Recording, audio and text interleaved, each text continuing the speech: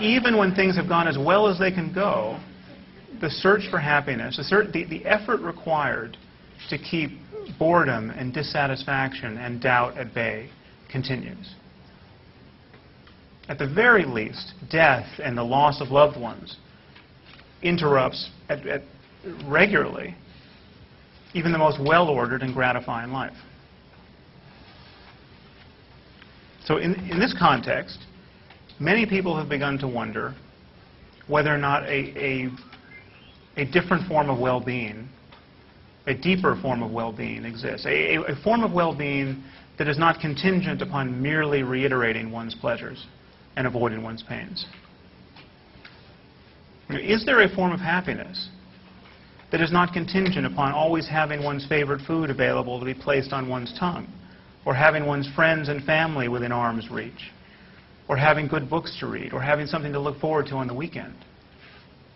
Is it possible to be happy before anything happens, before one's desires get gratified, in the very midst of life's vicissitudes, in the very midst of old age, disease, and death? Now, I think this question lies at the periphery of everyone's consciousness. But we are all, in some sense, living our answer to this question. And many of us are living as though the answer is no. No, there is nothing more profound than seeking satisfaction, moment to moment. There's nothing more profound than reiterating your pleasures, sensory, emotional, intellectual. So many of us are living as though there's nothing to do but just keep our foot on the gas until we run out of road. But certain people, for whatever reason, wonder whether or not there's another strategy to be adopted than this. And many of them are led to wonder this by religion, by the example of people like the Buddha and Jesus and the literature that has grown up around these figures. And these people begin to practice various techniques of introspection, often called meditation or contemplation, just as a means of training their attention on their moment-to-moment experience to see if there is a deeper basis of well-being to be discovered at all. They might even go into a cave for months or years at a time, or an ashram or some other secluded spot. Why would a person do this? Well, it's actually a very simple experiment. But here's the logic of it. If there is a form of happiness to be found that is not contingent upon merely reiterating your pleasures, then it should be available in a circumstance where all obvious sources of pleasure have been removed. It should be available to someone who has gone to some secluded spot in the desert or in a cave, who has declined to marry her high school sweetheart, who has renounced all of her material possessions. It should be available in a context that would on its face be deeply uncongenial to the satisfaction of ordinary desire and ordinary aspiration.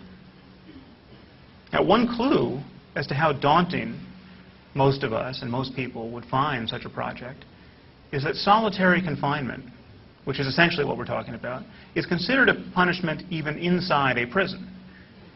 I mean, even when confined with homicidal maniacs and rapists, most people still prefer the company of others to the prospects of being alone in a box for a significant stretch of time.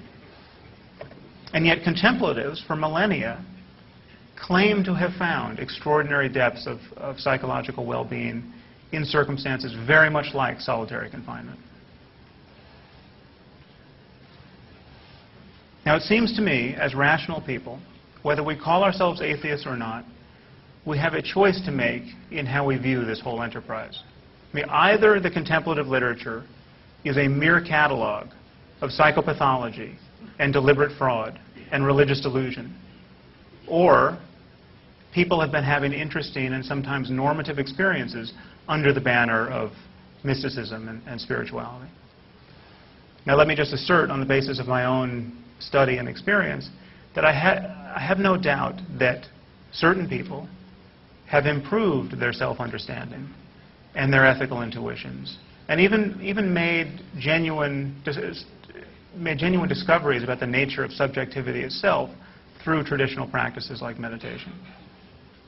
I mean, leaving aside all the metaphysics and mythology and mumbo-jumbo, what contemplatives and mystics over the ages claim to have found is that there is an alternative to living at the mercy of the next neurotic thought that comes careening into consciousness. There's an alternative to being continuously spellbound by this conversation we are having with ourselves. And most of us think that if a person is walking down the street, talking to himself, that is not able to censor himself in front of other people, he's probably mentally ill. But if we talk to ourselves all day long, silently, thinking, rehearsing prior conversations, thinking about what we should have said, we could have said, we might yet say, we just know enough to keep this silent, then this is perfectly normal. This is perfectly compatible with basic human sanity. Well, the experiences of contemplatives over the millennia suggest that this is not so, that there's another way of looking at this phenomenon. Now, of course, I'm by no means denying the importance of thought. I think thought is obviously indispensable for us. It's the basis of most culture. It's certainly the basis of all science. It's the basis of all of our social relationships. And linguistic thought is surely responsible for much rudimentary cognition. I mean, it's responsible for our ability to integrate planning and explicit learning and moral reasoning in many cases. I mean, even talking to oneself out loud might serve a function occasionally. But from the point of view of our contemplative traditions, and this is to reduce them all down to a cartoon version that ignores the rather esoteric disputes between them, our habitual failure to recognize thought as thought, our habitual identification with discursive thought is a primary source of human suffering. And when a person breaks this spell, an extraordinary kind of relief is available. Now, the problem with a contemplative claim of this sort is that you can't borrow someone else's contemplative tools to test it. You have to develop your own tools. I mean, imagine if the science of astronomy, if you couldn't even observe whether there was a phenomenon worth looking at unless you built your own telescope. Okay, this would be an immense barrier to establishing astronomy as a science. It wouldn't make the sky any less worthy of our investigation, but it would be an immense impediment. To judge the claims of contemplatives, we have to build our own telescope. Judging their metaphysical claims and their philosophical claims, we can use thought itself. Many of these can be dismissed as bad science or bad philosophy on their merits.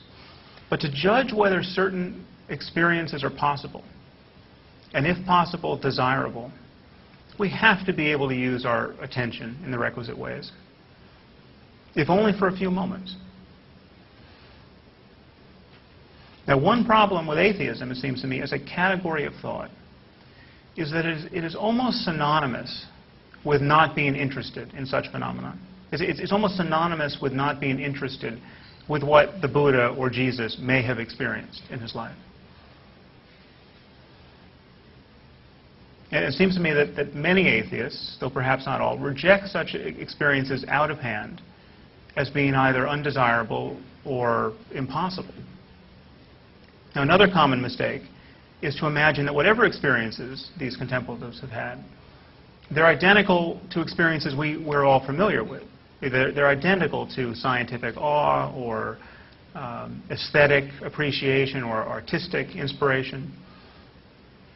Now, let me just say, as someone who has made his own modest efforts in this area, when someone goes into solitude for months or years at a time and trains himself in meditation for 15 to 18 hours a day, doing nothing but observe the contents of his own consciousness and try not to be lost in thought, not reading, not writing, not talking, just making a moment-to-moment effort to pay undivided attention to the arising of thought and to the arising of sensory experience.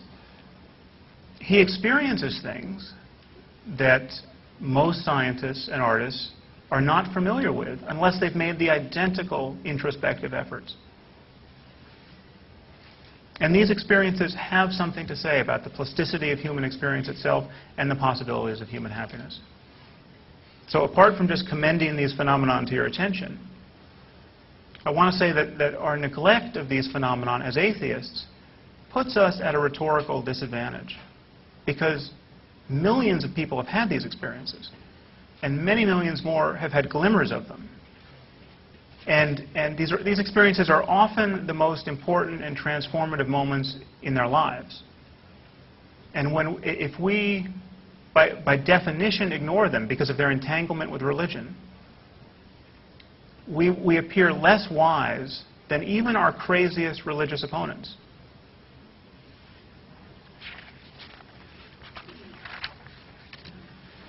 Now, I don't know if the universe is, as J.B.S. Haldane said, not only stranger than we suppose, but stranger than we can suppose. But I'm pretty sure that it is stranger than we as atheists tend to represent while advocating atheism. I mean, as atheists, we tend to give people a sense, and even give ourselves a sense, that we are well on our way to purging the universe of mystery. As advocates of reason, we know that mystery is going to be with us for quite some time. In fact, there are good reasons to believe that mystery may be ineradicable from our circumstance. Because however much we understand the universe, it seems like there could well always be brute facts which we can't explain, but which we must use to explain everything else. Now, this is not a problem for human life. It is not a barrier to human happiness. But we are faced with the task of convincing a myth-infatuated world that love and curiosity